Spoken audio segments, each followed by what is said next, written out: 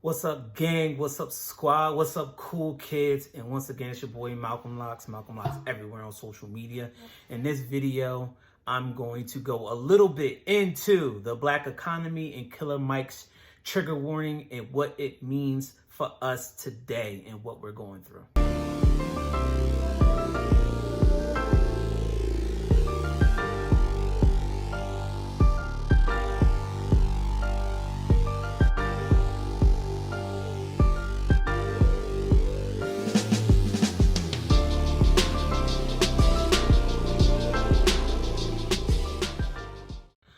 What's up, gang? Man, this video that I'm doing right now is it means a lot more to me than, just a lot of my regular videos that I shoot all the time. And I'll kind of go a little bit in depth as I shoot this video. And please, guys, if you have any feedback or you wanted me to, go more in depth about something, please just let me know. But yeah, here we go. Where do I start? Right now, we are in a space where we are mourning the loss of another black man from police brutality. George Floyd, he died by the hands of the police. Another black man that died by the hands of the police, right? And quite frankly, I'm fucking tired of it. Like I'm just tired of it, and I'm doing all that I can with what I know and the resources that I have in order to fight for black people, period. Point blank, period. That's it. I'll fight for black people. Everything that I do is for the empowerment and upliftment of black people. So that's it. So we're living in a very, very, very peculiar time.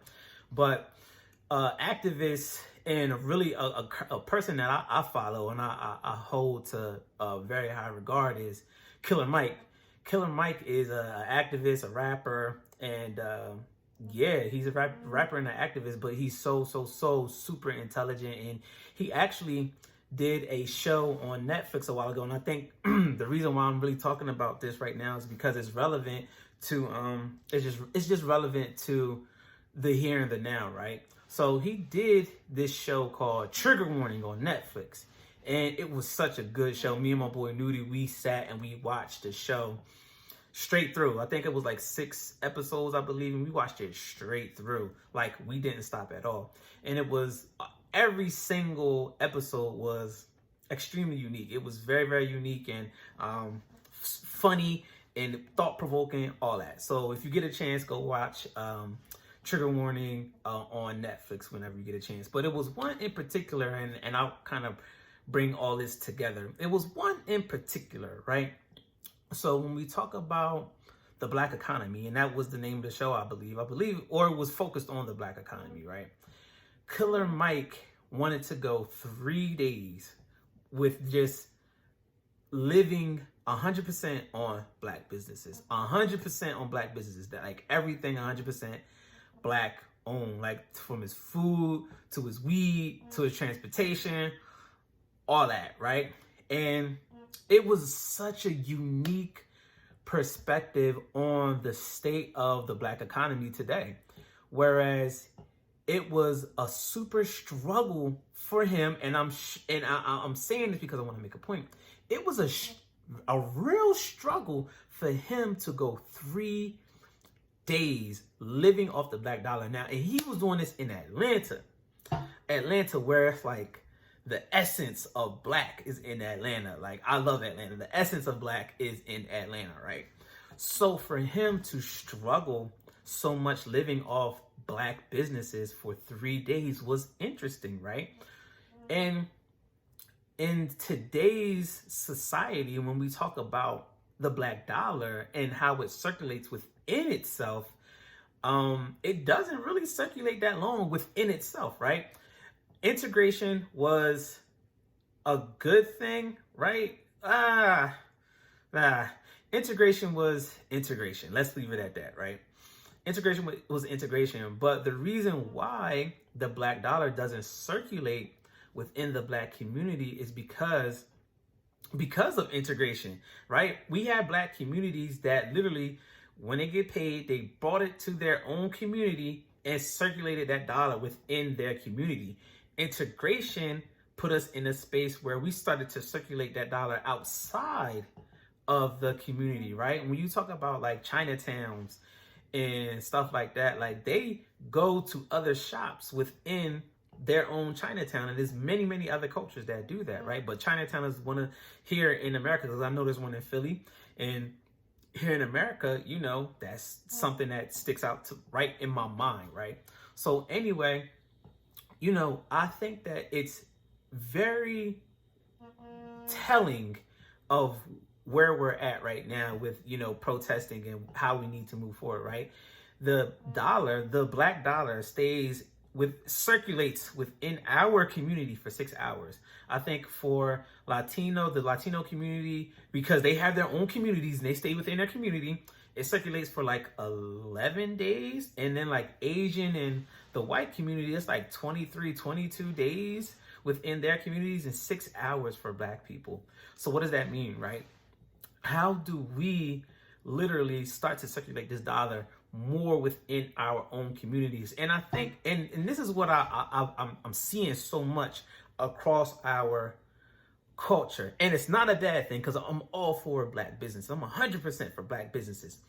But we tend to stay in the same types of businesses across the board, right? And you know, fashion, skincare, hair, which I'm a part of. I'm a part of the hair. I have a hair business, right? You know, I'm into fashion. I'm into all that stuff. But we tend to stay within the food. You know, we tend to stay within like a somewhat of a box when it comes to services that we provide, right?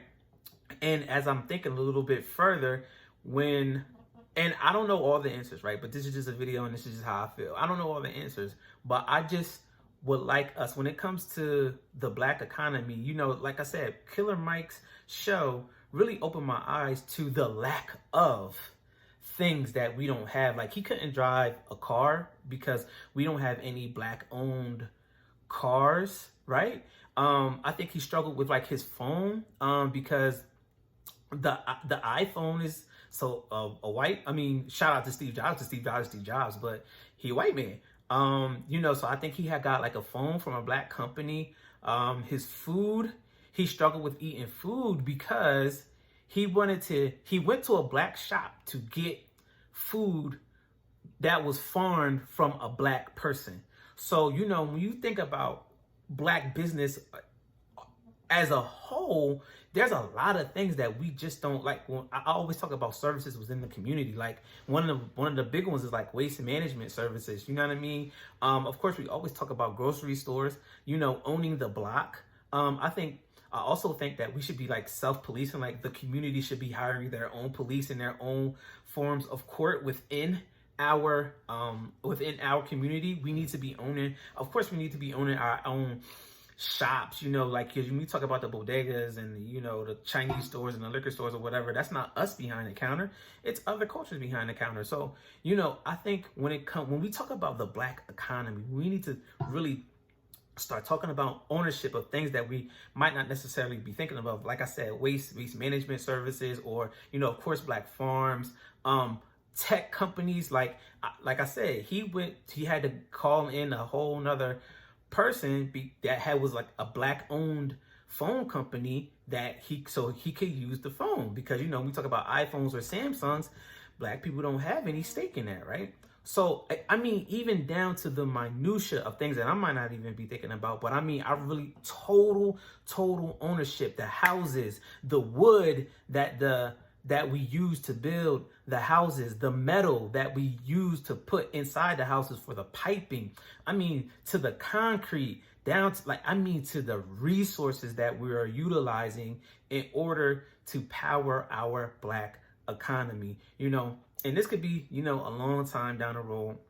And I might not necessarily see this within my lifetime, but it is where my mind is at. And when I'm talking about, you know, and this is why, you know, integration weakened the black dollar, because now we are in a position where we can spend outside of our community, as opposed to staying narrowed within our own personal black community. And there's nothing wrong with being personalized within your own black community, because you can still associate and celebrate, with people with other cultures. Because I have a real good Chinese friend who, if I'm around Philly or whatever, he wants to take me to the best places that his culture offers, and we have a great relationship. And it's the same way that we could do with other people. We could take them to the best places that our culture has to offer. And I thought that show by Killer Mike was real dope. But anyway, it's really to circle back on why all of this stuff is important, right?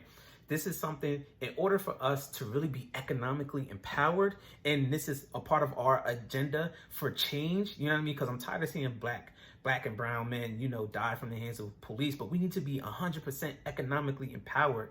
We need to have this money, and we need true ownership. And I know it's hard. I know it's going to be a difficult role, and I'm fighting for it along with so many other people that's out here fighting for it. But I know it could be done. Total black ownership. And still, like I said, we can still celebrate with other cultures. This ain't one of those things where I'm like, oh, black people everything. Well, I mean, I am black people everything. But just because I'm pro-black doesn't mean I'm anti anything else. We can still celebrate with other people in other cultures. But I think it's so important for us to just have total ownership as we are fighting for change. So that's why I really wanted to shoot this video, just to give you guys my ideas and my thoughts and what I think about, what we need to be doing moving to the future. Oh, I'm always talking about tech. Tech is definitely a big conversation that we need to really be talking about. But just total ownership. And like I said, or even if we're in a place where we're collaborating with other people and we own what we own, and they can't do what they do without us. You know what I mean?